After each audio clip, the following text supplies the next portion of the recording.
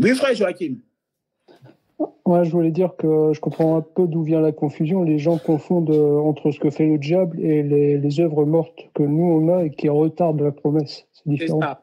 Oui, c'est ça. Ouais. Parce que le problème, c'est quand on n'arrive pas à comprendre, à expliquer un truc, on impute ça, on attribue ça au diable. Ah, c'est le diable, c'est le diable. Voilà. D'abord aussi, l'homme, il a déjà les œuvres de la chair. C'est ça, les gens, ils ne comprennent pas. D'abord, l'homme, quand il est né, il est déjà mauvais. Ce n'est pas la faute du diable. L'homme, quand il est né, la Bible dit, l'homme, il est déjà mauvais déjà. Il est né déjà. Avant qu'il puisse faire bien ou mal, l'homme est déjà mauvais. Donc, c'est ça. C'est comme quand Christ ressuscite Lazare. Il a ressuscité Lazare, mais Lazare a encore des liens. Christ demande aux serviteurs d'aller défaire les liens. Là, oui. C'est le ministère qui amène à la perfection. Oui.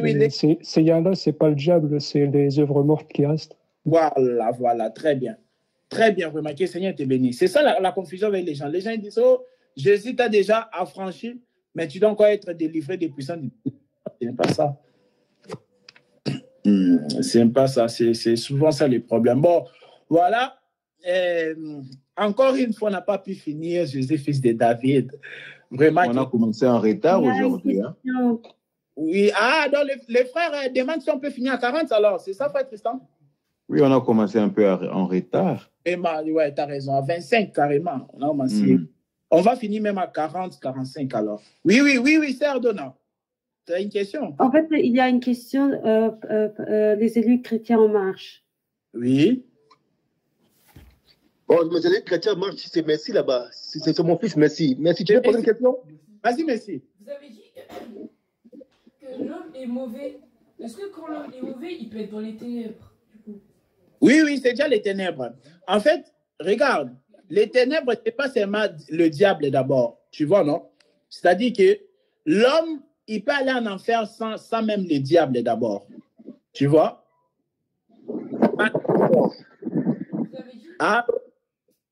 Allô?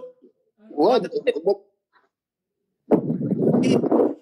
Par contre, il faut couper les micros parce qu'après, on n'entend plus.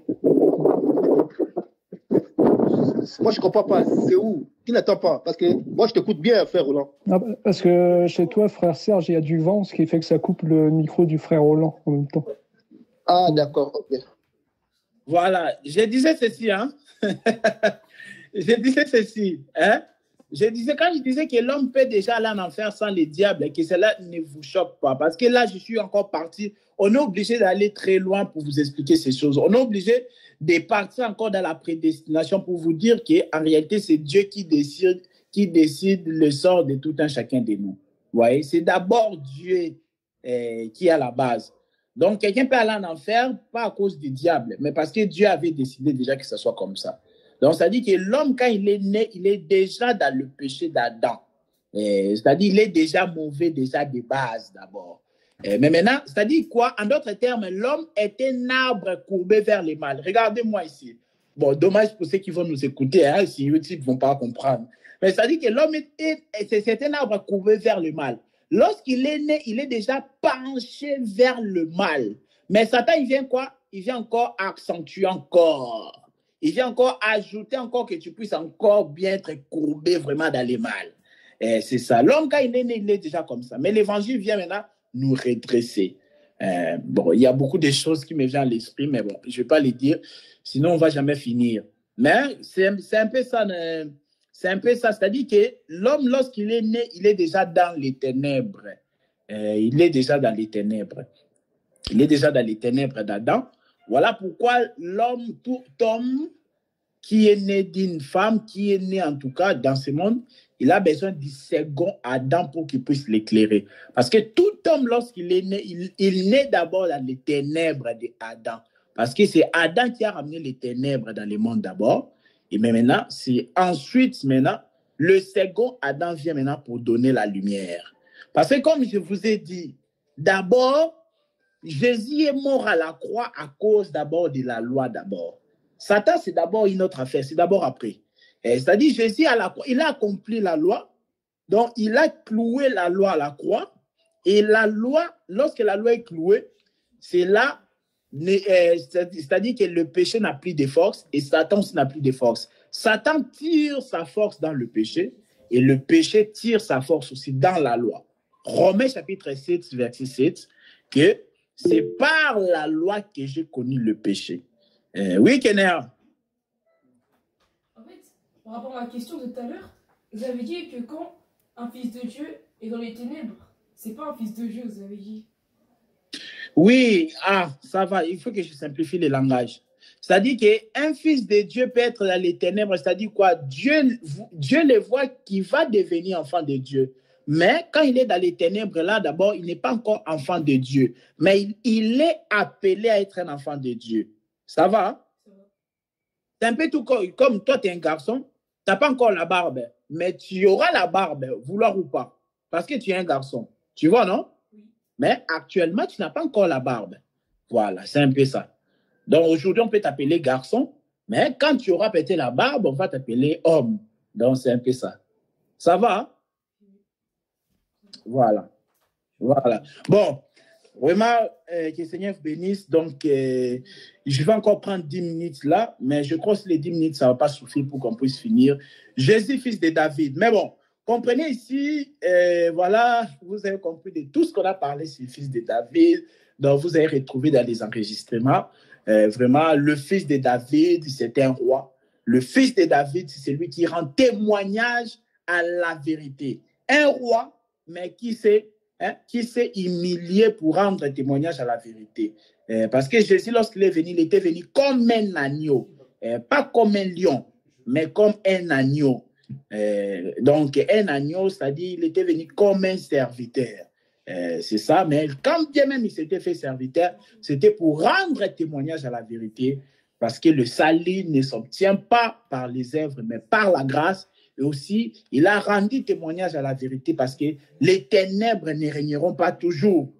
Donc, c'est ça, donc le fils de David. C'est celui qui domine, c'est celui qui ne se laisse pas, en tout cas, dominer. C'est très important. Et aussi, maintenant, il faut comprendre que Jésus, lorsqu'il est venu dans sa première venue, il n'était pas roi dans le monde entier. Non. Il n'était pas venu pour régner comme étant roi dans le monde entier. Non.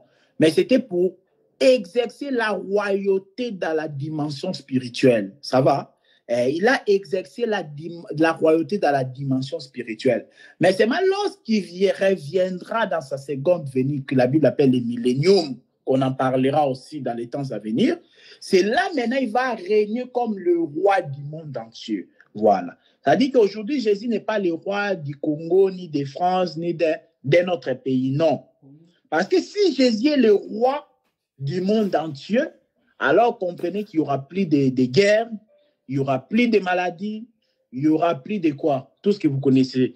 La prostitution, toutes ces choses-là, toutes ces mauvaises choses-là, il n'y aura plus ça. Pourquoi? Parce qu'aujourd'hui, Jésus ne règne pas étant que roi dans le monde entier, non. Vous allez voir qu'on écrit Jésus, roi du Congo. J'ai déjà vu ça. Jésus, roi du Congo. Non, Jésus n'est pas le roi du Congo. Jésus, il est le roi spirituel aujourd'hui. C'est un roi, Melchisedec. Vous voyez? Donc, Jésus, c'est un roi qui règne aujourd'hui dans les cœurs de son épouse. Aujourd'hui, Jésus est notre roi. Il est le roi où? Dans l'Église.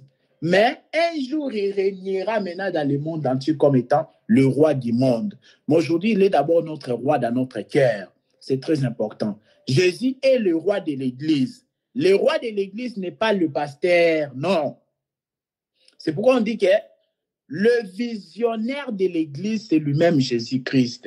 C'est Jésus-Christ qui doit nous orienter comment une Église peut fonctionner. C'est très important. Vous allez voir un pasteur et dire, oh non, ici c'est ma vision. Ici c'est ma vision dans cette église. Non. Dans les choses de Dieu, il n'y a qu'une seule vision. Il n'y en a pas plusieurs.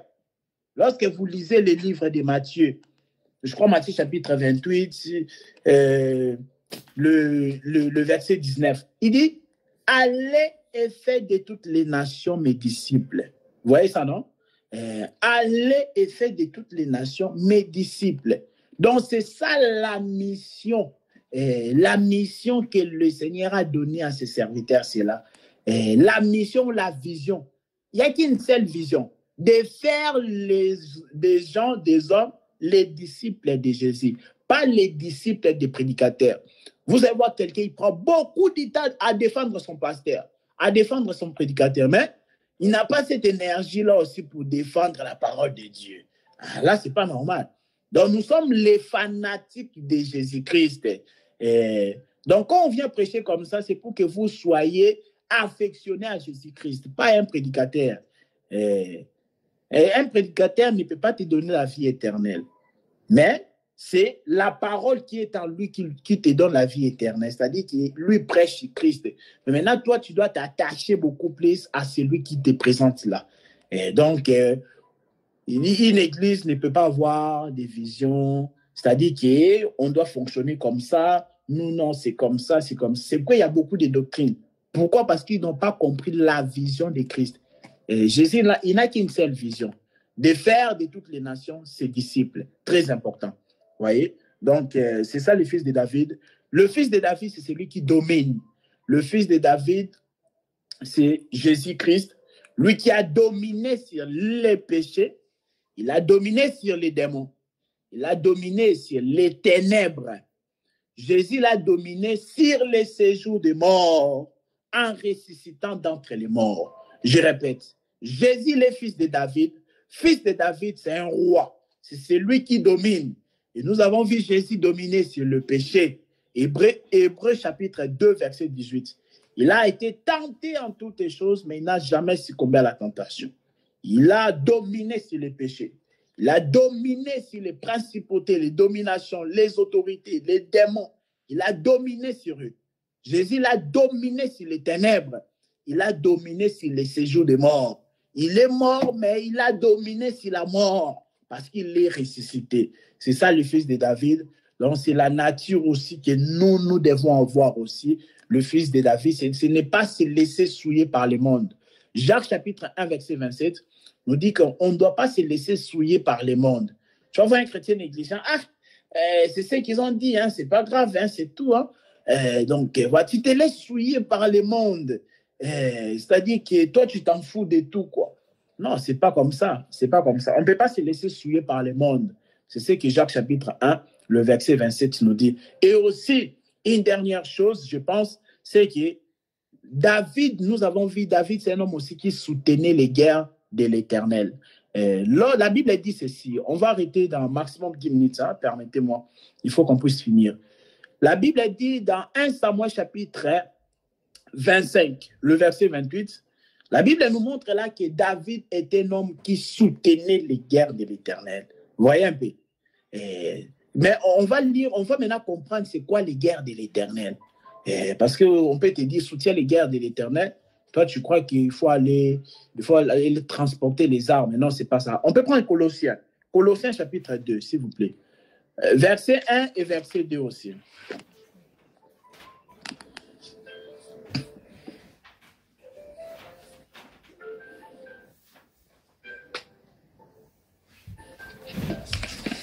Colossiens, je pense, Colossiens chapitre 2, le verset 1 D. Est-ce que quelqu'un peut le lire ça rapidement? J'ai dit au nom du Seigneur Jésus-Christ. Amen. Je veux en effet que vous sachiez combien est grand le combat que je soutiens pour vous. Et pour ceux qui sont à la Laodicée, et pour tous ceux qui n'ont pas vu mon visage, afin qu'ils aient le cœur rempli de consolation, qu'ils soient unis dans l'amour et enrichis d'une pleine intelligence pour connaître le mystère de Dieu, pour savoir Christ. Amen. Mystère Ouais. dans lequel sont cachés dans les trésors de la sagesse et de la connaissance. Il dit, je mérite que vous puissiez comprendre le combat, mon combat. Donc, c'est ça les guerres de l'Éternel. Donc, David, c'est un homme, on avait rendu témoignage de lui dans 1 Samuel chapitre 25, verset 28, que David, c'est un homme qui soutenait les guerres de l'Éternel. On a dit ça, c'est un homme qui soutient les guerres de l'Éternel. Et les guerres de l'Éternel, c'est expliqué dans Colossiens chapitre 2 à partir du premier verset. Donc, les guerres de l'Éternel, c'est servir le Seigneur. C'est très important. Les guerres de l'Éternel, c'est consoler les gens. Les guerres de l'Éternel, c'est exhorter les gens. Toi, tu es un enfant de Dieu, tu dois aussi soutenir les guerres de l'Éternel. Nous, étant enfants de Dieu, nous devons soutenir aussi les guerres de l'Éternel. Tu ne peux pas voir les guerres de l'Éternel là-bas et toi, tu t'en fous, en fait. Tu croises les bras. Non. On doit aussi soutenir les guerres de l'Éternel. C'est très important. C'est ça aussi les fils de David. Nous devons aussi avoir la nature du fils de David. Donc, on a montré dans Colossiens chapitre 2 que soutenir les guerres de l'Éternel, parce que Paul dit, j'aimerais que vous sachiez combien est grand mon combat. Et donc, le combat là, c'était le combat de Dieu, c'est-à-dire les guerres de l'Éternel qu'il était en train de soutenir. Il parle de la consolation. Il dit, afin qu'il puisse consoler. Il dit ceci.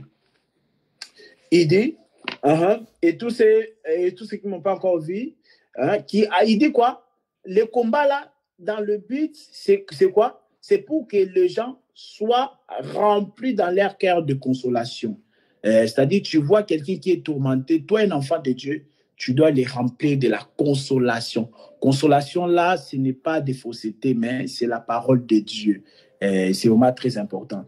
Il parle de la consolation. Il parle aussi, il dit de la consolation.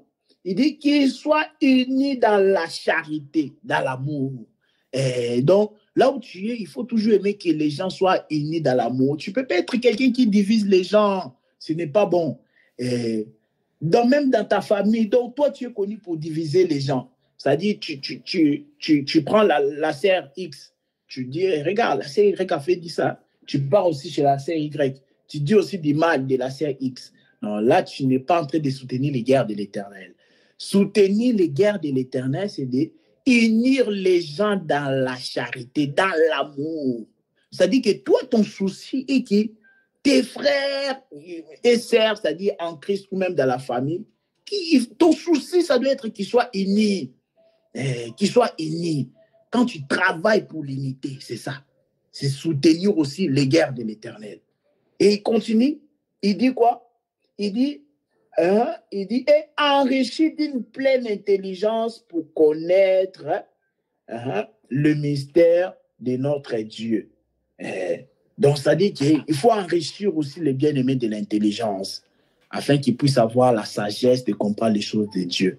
C'est-à-dire que tu dois aussi communiquer la parole de Dieu. La parole de Dieu que tu écoutes, c'est aussi pour communiquer, c'est aussi pour partager ça aux bien-aimés.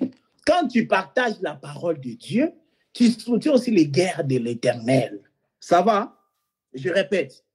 David, c'est un homme qui soutenait les guerres de l'Éternel par rapport à 1 Samuel chapitre 25, verset 28.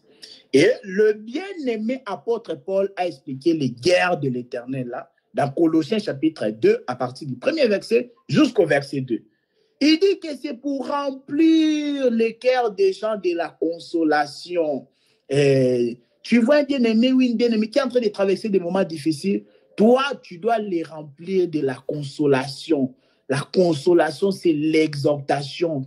De l'exhorter à comprendre aussi l'écriture de Romains chapitre 8, le verset 18. La Bible nous dit que, sachez que les souffrances du siècle présent ne sauraient être comparées à la gloire à venir. Même si tu souffres, mais sache que lorsque tu vas expérimenter, lorsque tu vas participer à la gloire à venir, qui est la félicité éternelle, sache que tu oublieras ces souffrances ici. C'est ça. Une femme, quand elle est en train d'enfanter, elle souffre des douleurs.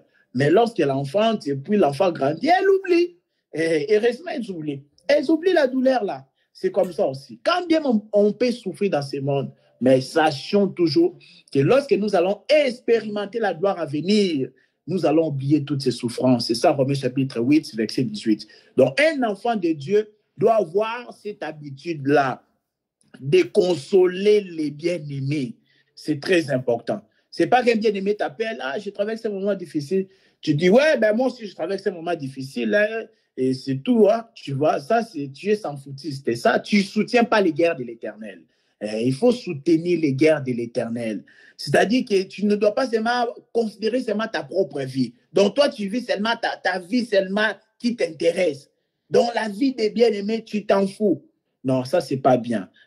Donc, quand tu consoles les bien-aimés, tu participes à leur souffrance, tout ça, c'est ça aussi soutenir les guerres de l'Éternel. Et Paul l'avait déjà dit aussi dans Galates. Il a dit quoi? Il a dit, portez les fardeaux les uns les autres, ainsi vous allez accomplir l'amour de Christ. Et dans Galates chapitre 6, je crois le verset 2, il dit, portez-vous les fardeaux les uns les autres. C'est comme ça que vous allez accomplir la loi de Christ. Or, nous savons la loi de Christ que Christ nous avait donnée, c'était l'amour. Et il dit, je vous donne un seul commandement, c'est que aimez-vous les uns les autres. C'est la loi de Christ, c'est ça qui nous a laissé. Donc, c'est comme ça. C'est-à-dire que quand on console les bien-aimés, on participe à leur souffrance. On leur exhorte avec la parole de Dieu. Donc, c'est comme ça, on est en train de se porter les fardeaux les uns les autres. C'est ça l'amour. C'est ça, soutenir les guerres de l'Éternel. Et deuxième élément, dans Colossiens chapitre 2, toujours le verset 2, il dit, c'est pour, il dit aussi, c'est pour travailler, unir les gens dans l'amour. C'est ça qu'il dit. Colossiens chapitre 2, le verset 2. Il dit, afin qu'ils aient les cœurs remplis de consolation et qu'ils soient unis dans la charité. Ça, c'est très important. Dans ton souci, tu dois aimer que les bien-aimés soient unis dans la charité. Donc, tu dois être quelqu'un qui unit les gens. Tu ne dois pas être quelqu'un qui sème la division parmi les bien-aimés. Parce que la division, aujourd'hui, c'est simple. Il suffit la médisance. Tu vas là-bas, à gauche, tu racontes des choses. Tu vas à droite, tu racontes d'autres choses. Et les bien-aimés se divisent, tout ça. Pourquoi? Parce que tu n'as pas combattu, tu n'as pas soutenu les guerres de l'Éternel. Nous devons soutenir les guerres de l'Éternel. David, c'est un homme qui soutenait les guerres de l'Éternel. Et Jésus, le fils de David, l'a aussi soutenu les guerres de l'Éternel. Parce que Jésus, nous avons vu, nous a consolés lorsque vous lisez Jésus dans la Bible. Il nous a apporté la consolation. Il nous a apporté l'unité dans l'amour. Parce qu'il y a aussi l'unité, mais dans le mal. Attention, hein, la Bible est prudente. La Bible nous a parlé de l'unité dans l'amour. Colossiens chapitre 2, le verset 2. Il dit afin qu'ils soient unis dans la charité. Il y a des gens qui sont unis dans l'amour. Lui, quand il s'agit de s'unir dans le mal, là, il est très doué, compétent. Mais quand il s'agit de s'unir dans l'amour aussi, c'est l'enseignement. Dans notre union, nous devons être unis dans le vrai enseignement. Pas dans les bêtises, pas dans les choses farfelues comme ça, non. Tu vas voir les gens, quand il s'agit pour parler sur les dos de quelqu'un, là, ils sont unis. Non, vous êtes unis, mais dans le mal. Pour renverser quelqu'un, là, vous êtes unis, mais ça, ce n'est pas une bonne unité. Nous devons être unis, mais la Bible dit dans l'amour, dans la charité. Et aussi, la Bible dit de transmettre les guerres de l'Éternel. Soutenir les guerres de l'Éternel consiste aussi à transmettre la connaissance, à transmettre l'intelligence afin que les gens puissent comprendre le mystère caché de tous les temps, savoir Christ. C'est ce que Colossiens chapitre 2, le verset 1 à 2 nous le dit. Donc c'est ça que Paul nous a expliqué, les guerres de l'Éternel. David soutenait les guerres de l'Éternel dans 1 Samuel chapitre 25, verset 28. Et Jésus aussi, comme étant fils de David, il a aussi soutenu les guerres de l'Éternel par toutes ces choses.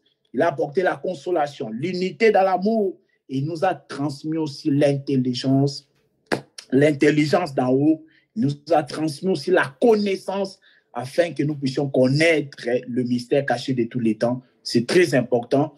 Donc, c'était un peu cela que je voulais ajouter.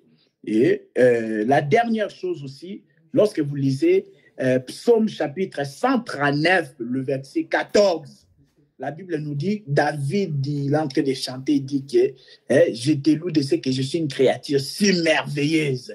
David, il a dit qu'il était une créature si merveilleuse, mais attention, il faut faire attention. Parce qu'il y a une créature, il n'y a qu'une seule créature merveilleuse. Depuis que le monde est monde, depuis que le monde a commencé à exister, il n'y a qu'une créature qui était merveilleuse. Il faut faire attention parce que David, c'est un prophète. Quand il dit que je suis une créature merveilleuse, attention, ce n'est pas que toi, tu te vois aussi belle, tu te vois beau, tu prends une photo puis tu postes sur Facebook, tu écris une créature merveilleuse. Non, une créature merveilleuse, c'est l'homme selon le cœur de Dieu qui a accompli toutes ses volontés. Une créature si merveilleuse, c'est un homme qui a vécu pendant 33 ans sans commettre les péchés. Une créature si merveilleuse, c'est celui qui accomplit toutes les volontés de Dieu. Donc, c'était très important. Donc, c'est comme ça, on met un point-virgule enfin à cet enseignement. C'est Jésus, fils de David. Donc, je vous invite, je vous encourage à réécouter en tout cas tous ces enregistrements ici. Cela, en tout cas, cela sera que pour votre bénéfice en tout cas. Et puis, n'oubliez pas de comprendre l'essentiel parce que la semaine prochaine, avant d'entamer le thème Jésus, fils d'Abraham, je vais vous poser la question. Je vais donner 2 minutes à tout le monde, 2 minutes à tout le monde de nous expliquer ce qu'il a compris en tout cas sur Jésus, fils de David. Parce que c'est important aussi pour moi de comprendre que ces choses ici restent. Parce que les enseignements, c'est pas on parle et puis c'est fini. Non. Il faut que ça reste en nous. Parce que c'est ça les grands soucis. On a dit Jésus est Dieu. Mais pourquoi on l'appelle encore fils de David? Fils de David, il faut comprendre, en gros, la synthèse est que fils de David, c'est qu'il est le roi. Jean chapitre 18, le verset 37. Ça, c'est une synthèse que je suis en train de faire ici dans 1 minute rapidement. Jésus, fils de David, là, je regroupe tout ce que j'ai dit depuis le début. Donc, retenez que Jésus, fils de David, on l'a appelé fils de David parce qu'il est roi. Pourquoi il est roi? Tu donnes l'écriture. Jean chapitre 18, verset 37. Jésus l'a dit, je suis roi. Et je suis né pour rendre témoignage à la vérité. Et rendre témoignage à la vérité, c'était que le salut ne s'obtient pas par les œuvres. L'homme ne peut pas se sauver lui-même, mais le salut s'obtient plutôt par la grâce. C'est ça d'abord la vérité. Et la grâce, là, a été manifestée lorsque Jésus est venu. Il a versé son sang. C'est comme ça l'homme est sauvé. Ça, c'est d'abord la première chose. Rendre témoignage à la vérité, c'est que les ténèbres ne régneront pas toujours. Et les ténèbres qui ne peuvent pas régner toujours, c'est ça Goliath, qui pendant 40 jours tourmentait le peuple de Dieu. Mais un jour, David est descendu pour l'humilier, pour lui couper la tête. C'est ça, il a rendu témoignage à la vérité. C'est que le peuple que le Seigneur a destiné à être sauvé, ils seront sauvés coûte que coûte. Même si les ténèbres règnent, dominent pendant des temps et des temps. Parce que je vous ai dit 40 jours. Moi, je ne vais pas supporter que pendant 40 jours, quelqu'un m'importune. Hein? Pendant 40 jours, un jour, oui, mais 40 jours, non, je dois manifester ma force. Donc, pendant 40 jours, Goliath était en train d'humilier les enfants, le peuple de Dieu, Israël. Mais la vérité est que David, quand vous voyez David descendre dans la montagne, il a quitté la montagne pour terrasser Goliath dans la vallée. C'était pour rendre témoignage à la vérité. La vérité est que toi, Goliath, un incirconcis, tu ne peux pas continuer à humilier les enfants de Dieu. C'est ça aussi soutenir les guerres de l'Éternel. David, il a soutenu les guerres de l'Éternel. Les guerres de l'Éternel, c'est quoi? C'est que le Philistin Goliath était en train de... Quand il insultait les enfants, le peuple d'Israël, le peuple de Dieu, il insultait aussi l'Éternel en même temps. Et David n'aime pas que le nom de l'Éternel soit insulté. Non, il doit soutenir les guerres de l'Éternel. De même aussi toi, là où tu es, tu vois que la parole de Dieu est blasphémée. Tu vois les musulmans, ils parlent mal de la parole de Dieu. Tu vois les gens, ils sont en train de banaliser les choses de Dieu. Non, tu dois soutenir les guerres de l'Éternel. Colossiens chapitre 2, le verset 2, c'est aussi transmettre maintenant. Transmettre l'intelligence et la connaissance. Soutenir les guerres de l'Éternel, c'est que tu ne peux pas aimer là où tu es, la parole de Dieu soit banalisée. Non! Parce que Goliath qui incite le nom de l'Éternel, il est en train d'inciter la parole de Dieu. Parce que lorsque vous prenez Apocalypse chapitre 19, le verset 13. Apocalypse chapitre 19, le verset 13, la Bible dit que le nom de Dieu, c'est la parole. Donc, quand Goliath incite le nom de l'Éternel, il est en train de banaliser la parole de Dieu. Mais David doit soutenir les guerres de l'Éternel. Il doit descendre et soutenir les guerres de l'Éternel. Et donc, quand quelqu'un il blasphème avec les choses de Dieu, tu dois descendre pour lui fermer la bouche. Et s'il ferme la bouche, ça dit que tu soutiens les guerres de l'Éternel. Tu lui prouves A plus B que ce n'est pas ça. Un témoin de Jéhovah, il dit que Jésus n'est pas Dieu. Tu dois soutenir les guerres de l'Éternel, lui dire que non, ce n'est pas ça. Et tu lui montres des Écritures, il ferme sa bouche. C'est comme moi, un jour, il y en a à Paris, un jour j'étais à Paris là-bas, ils étaient en train de dire des choses comme ça, les témoins de Jéhovah. Et puis Jésus dit, regarde, vous dites que l'enfer n'existait pas. Jésus donne les Écritures, bouche bée, ils ont fermé la bouche. Donc il faut qu'on puisse soutenir les guerres de l'Éternel. Donc c'est ça, j'étais en train de faire la synthèse pour dire que rendre témoignage à la vérité, c'était, donc ça, les ténèbres ne peuvent pas régner toujours. Et puis rendre témoignage à la vérité, c'est que c'est lui la créature merveilleuse. Psaume chapitre 139, le verset 14. Quand David il disait qu'il est la créature si merveilleuse, donc il s'agissait donc d'un homme qui devait sortir de la maison de David, qui est Jésus. C'est lui la créature merveilleuse. C'est lui qui a fait la fierté du ciel. C'est Jésus qui a fait la fierté du ciel. Il était l'homme selon les cœurs de Dieu et en accomplissant toutes les volontés de Dieu. Amen. Voilà, c'est ça la synthèse. Si vous me donnez ça la semaine prochaine, vraiment, je suis très, très content. Voilà, que le Seigneur vous bénisse. Moi, je vais m'arrêter ici. On va prier d'abord, on va prier et puis s'il y a des choses à dire, on va le dire après. Tendre Père, nous te sommes infiniment reconnaissants. Merci de nous avoir fait du bien. Merci, Seigneur. Ici, tu nous rassembles, comme tu as dit dans ta parole, c'est pour que nous puissions devenir meilleurs, Seigneur Dieu de gloire. Merci, Seigneur Dieu de gloire, parce que nous sommes en train de devenir meilleurs, Seigneur, par ton enseignement. Tu as dit, sanctifie-les par ta parole, car ta parole est la vérité. Merci pour cette vérité qui nous sanctifie, Seigneur. Toi qui étais descendu pour rendre témoignage à la vérité, et cette vérité aujourd'hui est en train de nous donner la force. Cette vérité est en train de nous sanctifier afin qu'on puisse te voir, toi, le roi qui était avant. Toi, le roi, le Dieu d'éternité que Abraham priait. Que toute la gloire te revienne. Garde chacun de mes frères et sœurs. Garde, Seigneur, tous mes bien-aimés, Seigneur. Que ta compassion soit sur la vie de tout un chacun de nous, Seigneur. La semaine prochaine, entre tes sentiments, toi, tu sais ce dont nous avons besoin, Seigneur Dieu de gloire. C'est que nous n'avons pas évoqué, toi, tu sais, Seigneur. Que ton nom soit loué. En ton nom, nous avons ainsi pris, nous disons, merci, Seigneur Jésus-Christ. Merci, Seigneur Jésus-Christ. Nazakomata